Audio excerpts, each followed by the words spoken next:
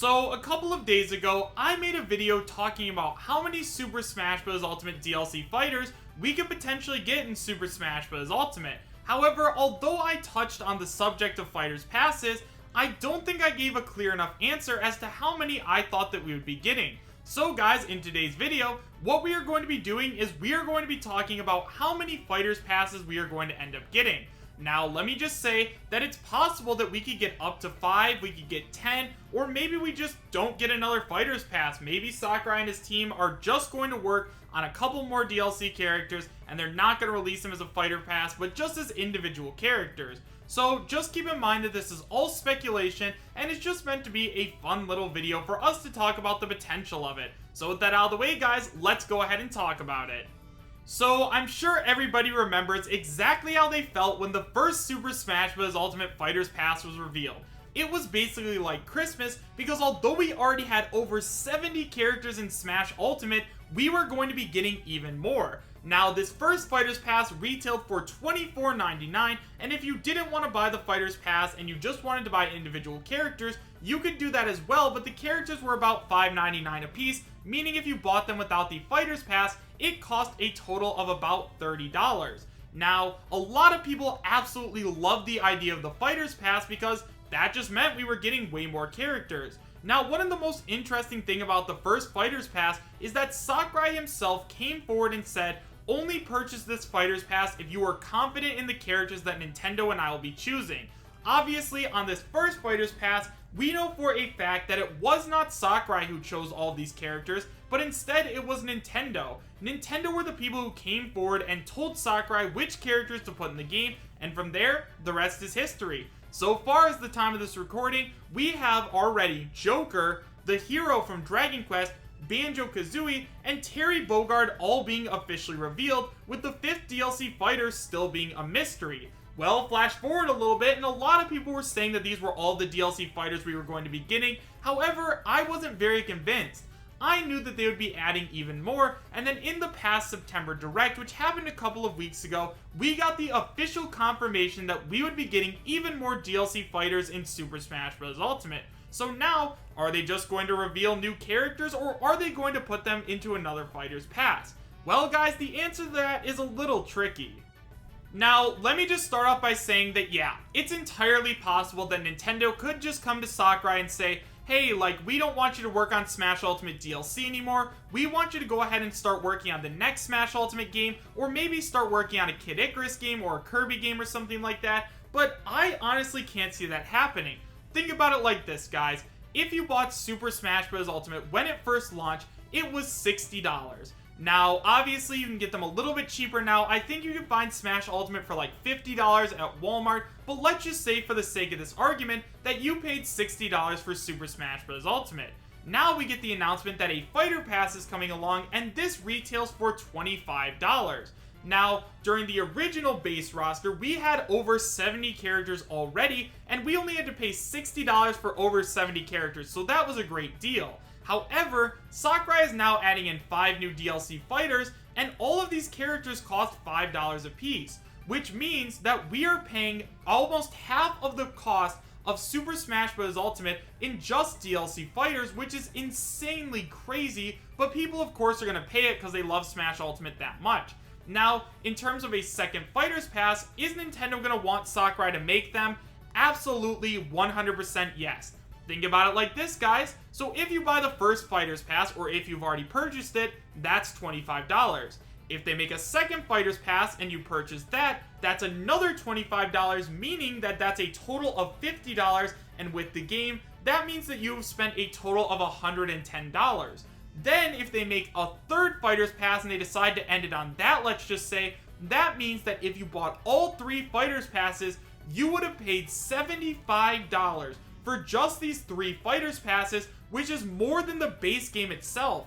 I'm sure that Nintendo is absolutely over the moon and overjoyed by this because they know that people are going to pay this, so it's pretty obvious that Nintendo is going to keep doing this as Super Smash Bros. Ultimate is just that profitable.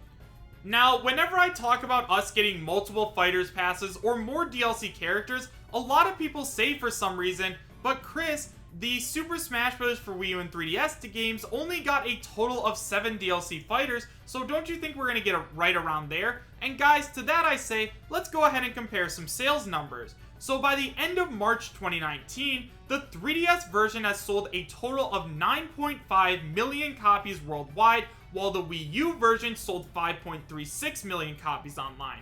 As of now, the combined total of that game does not touch Super Smash Bros. Ultimate, which in April of 2019 had already sold over 13.8 million, and now that the Switch Lite has come out, more people are buying this game, so yes, Super Smash Bros. Ultimate has already sold more, and you have to remember, guys, that not everybody who bought the 3DS version is also going to buy all of the DLC characters. Like, yeah, it would be cool if they bought like 1 or 2 DLC characters, but the 3DS version is really casual compared to the Wii U.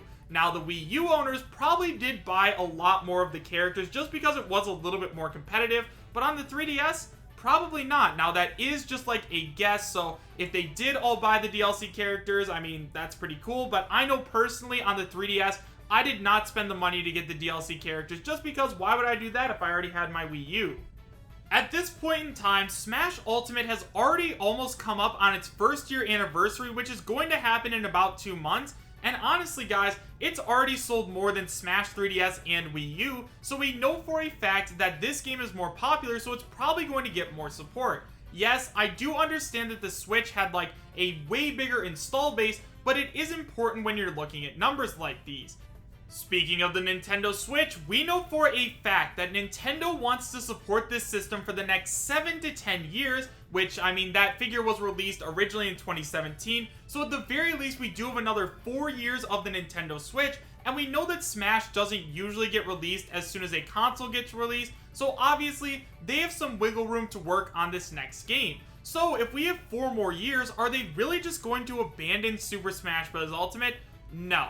Like I said, Smash Ultimate DLC is probably the most profitable DLC that the Switch has right now. I mean, I can't personally think of any other games that make as much money as DLC as Smash Ultimate does, so of course Nintendo's going to want to keep supporting it, and I'm sure that Sakurai does as well. Now, the best thing about the Fighters Pass also is that if you buy the Fighters Pass because you want to get all the new fighters, that means you save a total of $5, because honestly, if they do end up releasing just more DLC characters, they're probably all going to retail for $5.99, which personally I'd prefer if it was $4.99, but Nintendo's a company about making money, so I can understand that.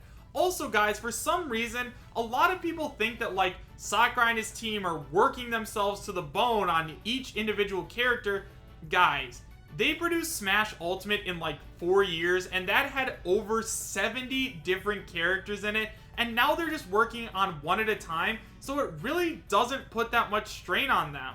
I mean, I don't know that much about developing characters for Smash Ultimate, so I guess it's possible it could, but from where I'm sitting, like, one character at a time doesn't seem that hard, especially since Sakurai has access to a ton of tools and people to help him do it. But with all that being said though, guys, like, Nintendo is going to want to keep supporting this game for as long as possible, just because it's going to keep making them money. People are always going to want more Smash characters. And then the biggest reason why I think we are going to get more Fighters Passes is because of Sakurai. As we know, Sakurai is a workaholic who works his absolute butt off to make sure that we all get a bunch of awesome characters in Super Smash Bros. Ultimate, because not only does he care about this game franchise, he cares about us, the fans, and he wants to make this the best it can be. Now, a lot of people think that this is going to be Sakurai's last Smash game since, like, it's the best one definitively by far. However, I don't know about that. I don't know for sure if Sakurai's going to end up retiring after this, but if he does, wouldn't he want to try and break 100 characters? Like, wouldn't that be absolutely insane to see 100 characters in Super Smash Bros. Ultimate? The Nintendo investors would be super happy, Nintendo themselves would be happy because they're making all that money, and Sakurai would be happy because he made this game the absolute best it could be. Guys, with all of that being said though, how many Fighters Passes do I believe that we're going to get? And honestly, the answer is really up in the air like I said. I think there's the potential that we get a total of 5 DLC Fighters Passes, but we're going to have to wait and see. It is possible that maybe Sakurai just doesn't want to develop any more characters, or Nintendo's pulling the plug on it, but like I said guys, they're making too much money in my opinion to stop now. So that's where I'm standing. However, guys, let me know your thoughts about this theory in the comments section down below. Do you guys believe that we are going to be getting more fighters passes, or do you guys think we're just going to get a handful of new characters? Why or why not? Thank you guys all so much for watching. Make sure to subscribe, share, and like, and I will see you guys next time. Take care.